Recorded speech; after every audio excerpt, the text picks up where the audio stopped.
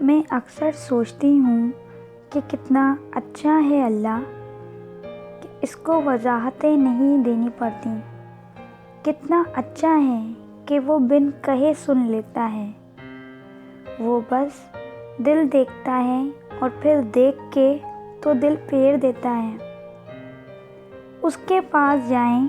تو وقت کی کیسے آزادی ہوتی ہے، جتنا بھی بول لو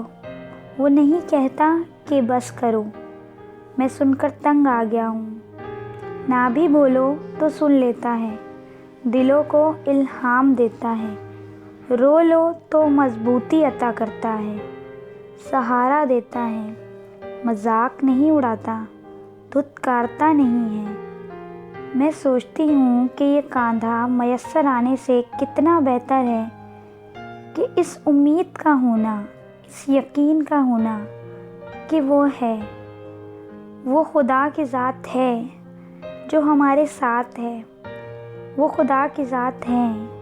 جو ہم پر بھروسہ کرتی ہے، وہ خدا کی ذات ہے جو ہمارے مصیبتوں میں کام آتی ہے، وہ خدا کی ذات ہے جو ہمارا ہمیشہ خیال رکھتی ہے،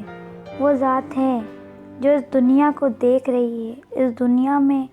جو ہے ظلم و ستم اور ان سب کا اندازہ لگا رہی ہے، وہ ذات ہے۔ دوستو، آج اس اچھی بات سے کہ ہم لوگ جو ہے اس کی ہونے پر یقین رکھیں گے اور اس بات پر بھی کہ جو ہو رہا ہے اسے ہونے دینا ہے اور اپنے ساتھ ہمیشہ اچھا کرنا ہے۔